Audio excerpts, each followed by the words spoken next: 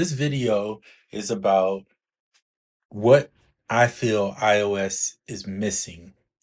And I've done a video, I think, similar to this, but I think it's just time.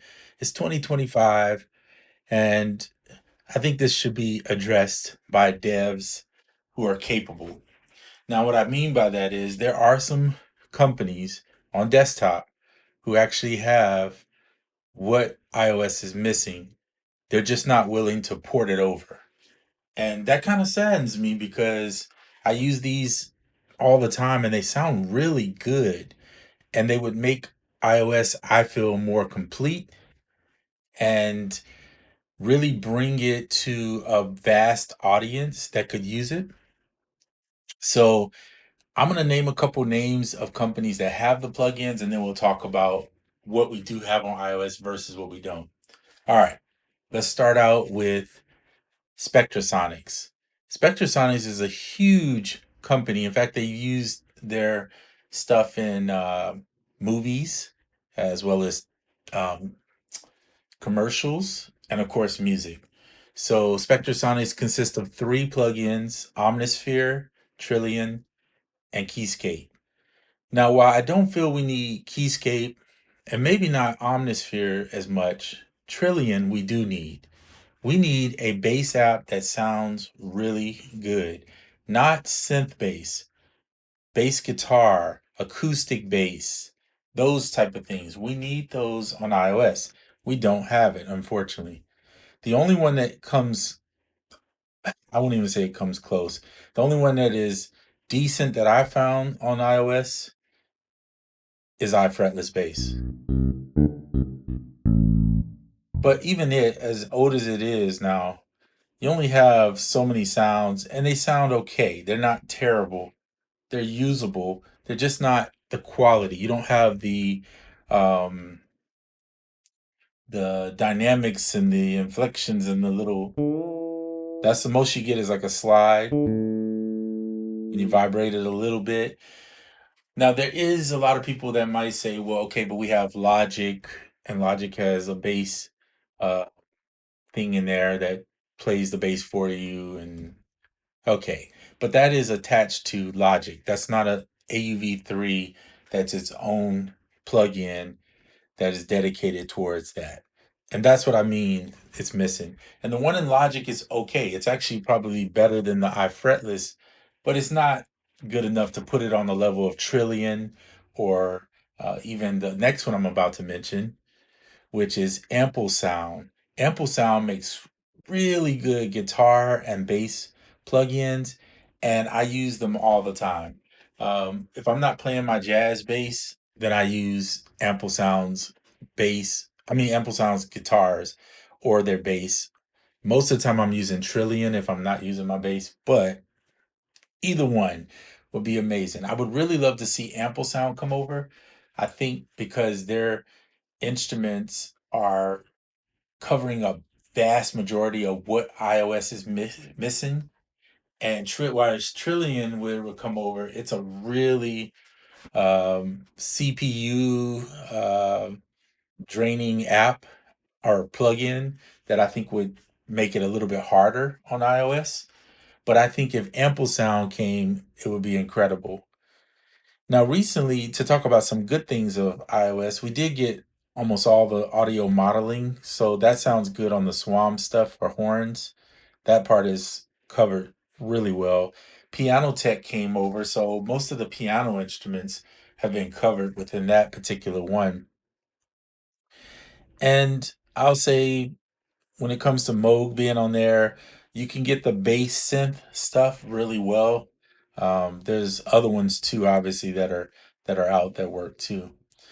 So bass guitar, and I mean natural bass guitar, acoustic, upright, jazz bass, P bass, um, and even other basses would be amazing to have on iOS.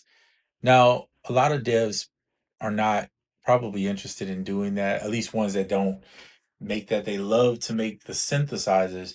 But listen, iOS is flooded with samplers, synthesizers, and effects. And recently, with Piano Tech coming over, now we have enough pianos.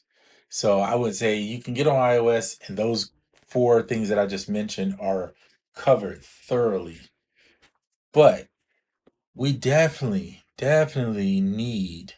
really need guitar and bass guitar. And I'm talking about the natural ones, not some of that synthetic, fake sounding stuff. I want something that's real. Now, who I thought was gonna come over and would have made nice impact would have been IK Multimedia.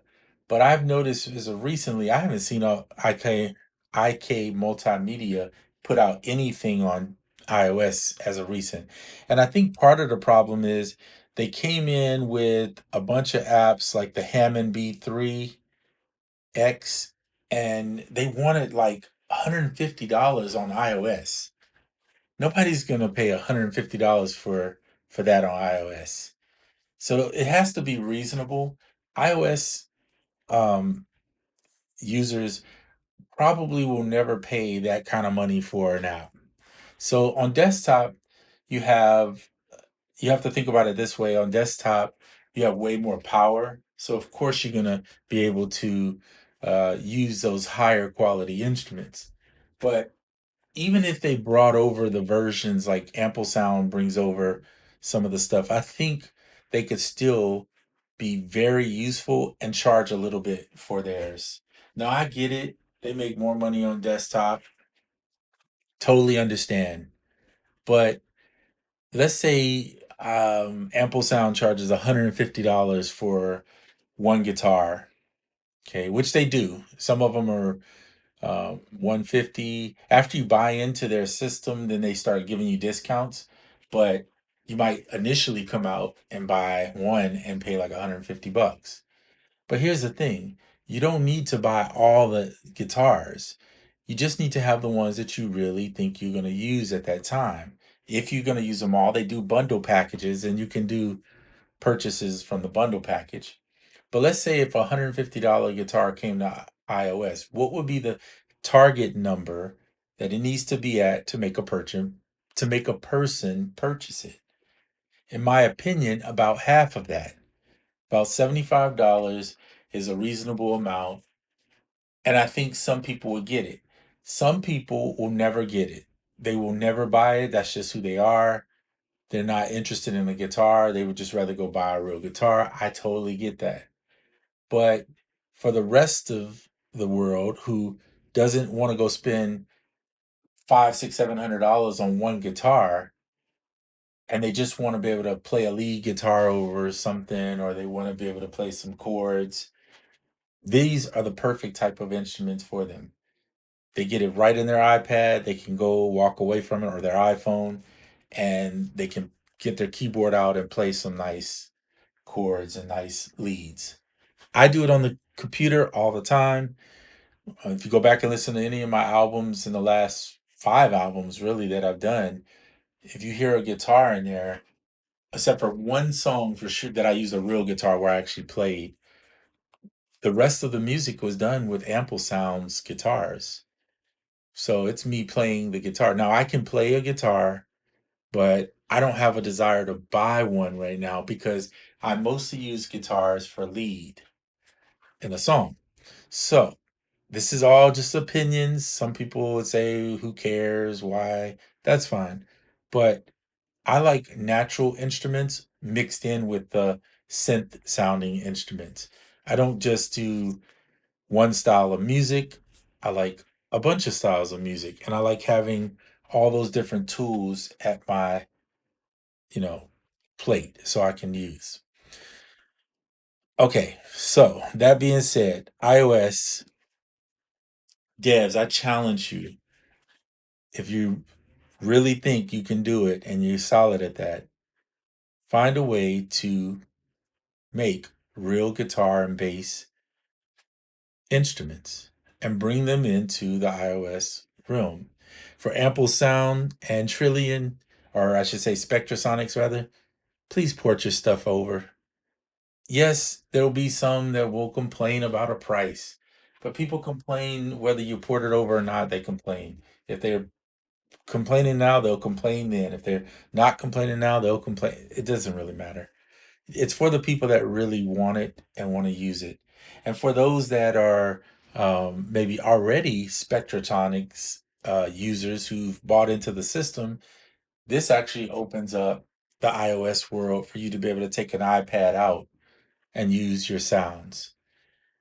Now, maybe there will be some limitations on it because Apple does have some things that maybe they wouldn't allow, but I think getting these things ported over would really open up iOS and make it really even more valid than what it already is.